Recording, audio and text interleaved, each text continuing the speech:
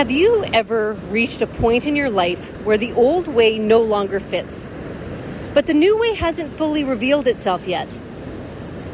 Where you can feel something wanting to be born through you, a new way of living, a new way of creating, a new version of yourself, and yet when you look around, there doesn't seem to be a roadmap, no clear role model, no one showing you exactly how to get there.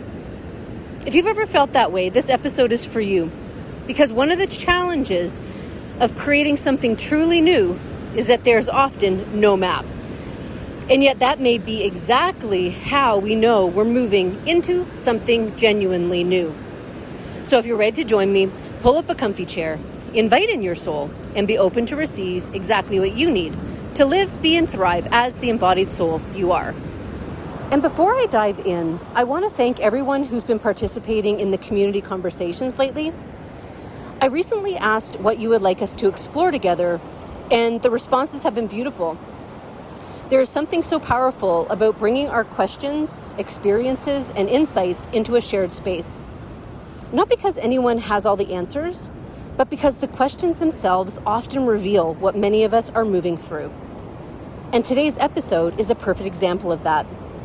It was inspired by a question from Pilar, and as soon as I read it, I could feel how many people would relate to it because it speaks directly to a threshold so many of us are standing on right now. Pilar asks, after realizing who I really am, after realizing what beliefs have been running through my life, and understanding that I can build something new in my life, how do I go about doing that when there seems to be no role model, no road for what I want to build anew? And I got so excited about this question because it's exactly where I've been walking.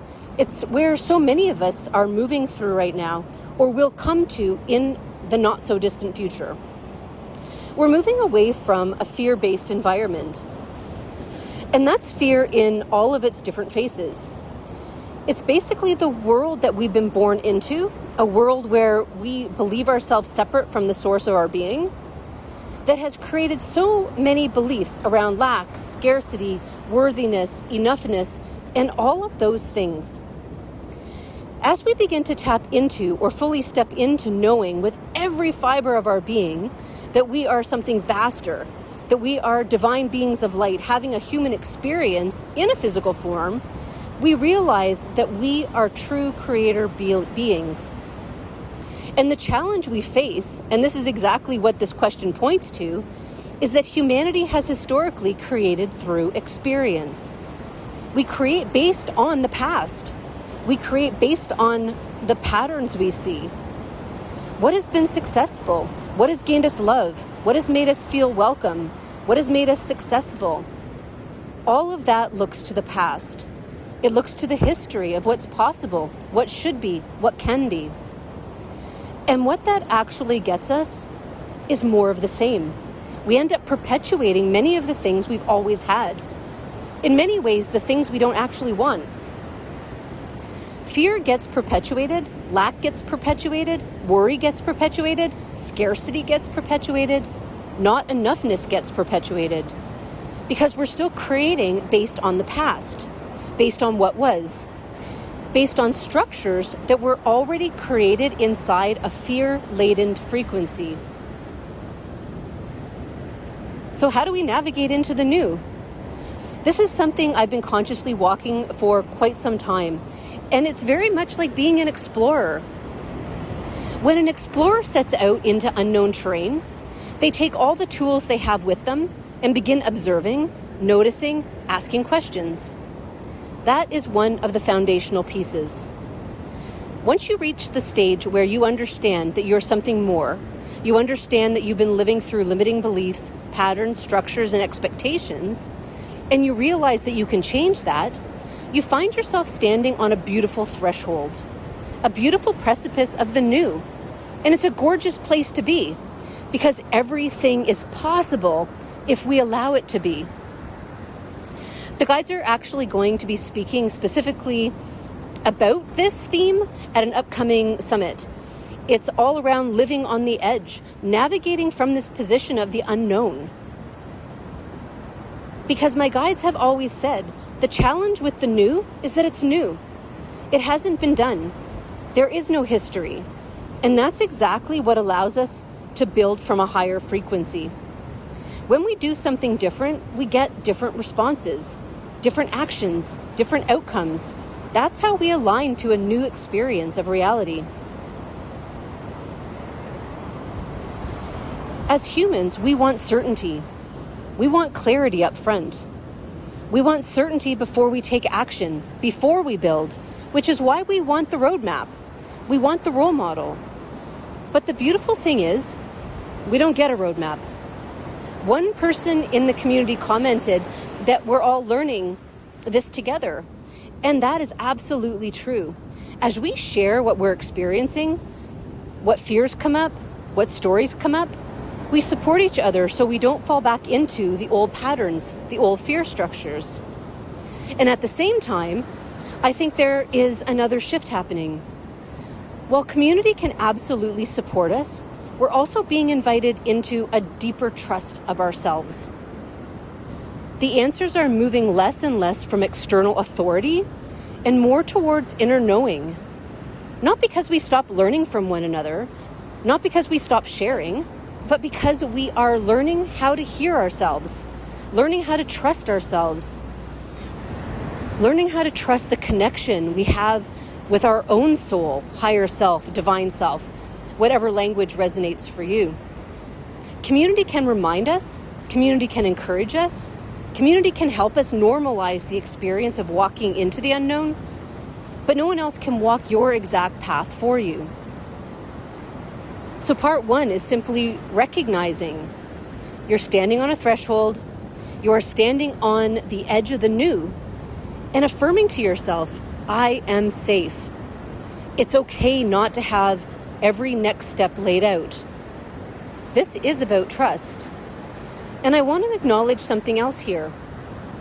Part of why this can feel uncomfortable isn't simply because we're facing uncertainty. Sometimes we're also letting go. We're letting go of old identities, old ways of creating, old ways of feeling safe, old ways of measuring success. And sometimes there can even be a grief in that. A grief for the version of ourselves that knew how the old world worked. A grief for the roadmap. A grief for the certainty. A grief for having all the answers before taking the next step. And if part of you misses those things, that's okay. Of course it does. Those structures may not have fully aligned with who you are becoming, but they were familiar. They got you where you are today. There can be a tenderness in standing between what was and what is not yet fully here. So if you find yourself in that space, be gentle with yourself. This isn't about forcing your way into the new. It's about learning to trust yourself there. I've spoken on other Embodied Soul episodes about trust. Because as we begin to trust ourselves, and in this case, by ourselves, I mean the vaster aspect of ourselves, the higher self, we begin to access a higher vantage point. We're the boots on the ground. We're here in the physical. But there is an aspect of us that has never forgotten. That aspect is available to us. And part of navigating this time is creating space to hear it. Space, stillness, quiet. For some, that might be meditation. For some, it might be walks in nature. For some, it might be dreams. There are many ways. Test them, experiment. Discover what works for you. And don't give up if it doesn't happen immediately. Because that's another pitfall. People try meditation for one day. They ask, what would you share with me today? And when they don't immediately get an answer in a way they recognize, they stop. And then they go back to what they've always done, which gets them more of what they've always had. Connect daily if you can. Ask, divine self, soul, what would you most like to share with me today? What is my next step? And listen, write it down, even if it doesn't make sense, because it just might later. This is about learning how your guidance communicates through your body, through your senses, through your intuition, through dreams, through visions, through knowing. Follow what is calling you. When you don't know the next step, become curious. Ask, what would bring me joy? What would make time disappear? What am I fascinated by? What idea keeps pulling at me? What would I love to explore? Then explore it. That may be your first step. And here's a nuance about manifestation. We've always been taught to define the outcome first and then work backwards. And yes, that can work. But when you're creating something truly new, you often have a direction rather than a destination. You don't have the full picture. Because if you already had the whole picture, you're likely building from something that already exists. And your soul wants to create something unique, something only you can bring through. Here's an example from my own life. I've been living with this very thing. Over several weeks, I had received a series of phrases. I thought I knew what they meant, how they fit together. I became inspired. I started creating these 3 different yet very interconnected things. And then suddenly, the energy dropped. I hit resistance. I felt frustrated. I wondered, did I misunderstand the guidance? Did I get it wrong? And that's where many of us go. But what I've discovered is that when the energy drops, something is often asking to be seen. A belief, a distortion, an old structure. Something that needs to be acknowledged before the new version can emerge. Every time I've gone through one of these cycles, I eventually realize I was trying to build the new thing using an old structure. And that old structure can't hold anymore in the new frequency. And my system simply would not allow it. Could I have forced it? Sure. But not only would it have been exhausting, I know it wouldn't have landed as I know this wants to. I've already learned that the hard way. So the signs to watch for. Pay attention when you notice frustration, exhaustion, repeated roadblocks, confusion, feeling like you're banging your head against a wall. Sometimes these are not signs that you're failing. Sometimes they are signs that another layer is ready to be released. Follow the energy. One of the most important practices is noticing your energy. Ask yourself, where do I feel expansive? Where do I feel light? Where do I feel alive? Where do I feel contraction? Where do I feel heaviness? Follow the expansion. Follow the aliveness. Follow the ease. One of the things I've been seeing over and over again is that we often want the next 5 steps before we're willing to take the first one. We want to know where it's leading. We want guarantees. We want certainty. But that's not how creation works when we're building something new. The next step is revealed through movement. Follow what brings the most life. Follow what sparks curiosity. Follow what creates expansion inside of you. Ask yourself, what is my next immediate step? Then take it. Not because it guarantees an outcome, but because it is often not until we take that action that the next doorway reveals itself. There isn't one predetermined path. There are choices, possibilities, experiences. And every choice opens different doors. The important thing is not choosing perfectly. The important thing is choosing from the highest energy or frequency available to you in the moment. The guides often show me an image. Imagine standing in dense fog. You can't see the whole path. You can only see the next stepping stone. Maybe the next 2. That's it. And the invitation is learning to be okay with that. Because many of us were taught to create through planning. 5-year plans, 10-year plans, step 1 through 100. But the new doesn't work that way.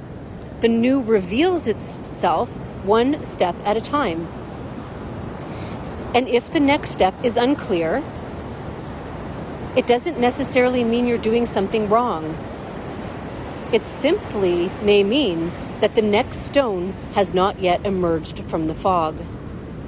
In those moments, rather than trying to force an answer, become curious about what is present. What are you experiencing right now? What is asking to be seen? What belief, fear, pattern, expectation, or old story might be surfacing? Because often what is appearing in the moment is not blocking your next step. It's preparing you for it. The very thing asking for your attention may be the thing clearing the runway for what comes next. And once that's been acknowledged, released, integrated, or simply seen, the next stepping stone often appears naturally. And if you're still unsure, pause. Go inward. Ask, what is my next step? Then ask, please show me in a way I will understand. And return to what has energy, what feels alive, what feels expansive, what am I being drawn toward? Notice what captures your attention. Notice what keeps calling to you. Notice what creates a sense of lightness, curiosity, or aliveness within you. Then take one step, just one. Because it is often not until we take that step that the next doorway reveals itself. The next step is revealed through movement. Not because there is one predetermined path, but because each choice opens new possibilities. Each choice reveals new information. Each choice allows the path to unfold in a way that could not have been seen before. Take one step and see what door opens. Because it will open something. So, a few final thoughts. Sometimes your next step is action. Sometimes your next step is stillness. Sometimes your next step is rest. Sometimes your next step is play. And sometimes doing nothing is actually doing exactly what is needed. We've been conditioned to believe that worth comes from productivity, but we are invited to remember something deeper. We are connected to Source, and that connection becomes easier to hear in stillness, in nature, in presence. You are an explorer. Embody that. All great explorers stepped into territory that had no map. The map was created as they walked. A map only exists when someone has already walked the path. And so if there is no map, perhaps you're not lost. Perhaps you're early. And every step you take creates part of the path for those who come after you. If something came alive for you during this conversation, I'd love to hear about it in the comments. And please like, subscribe, and share with someone you think this exploration may support. It really does support getting the messages out to those who need them. I look forward to being with you again next week.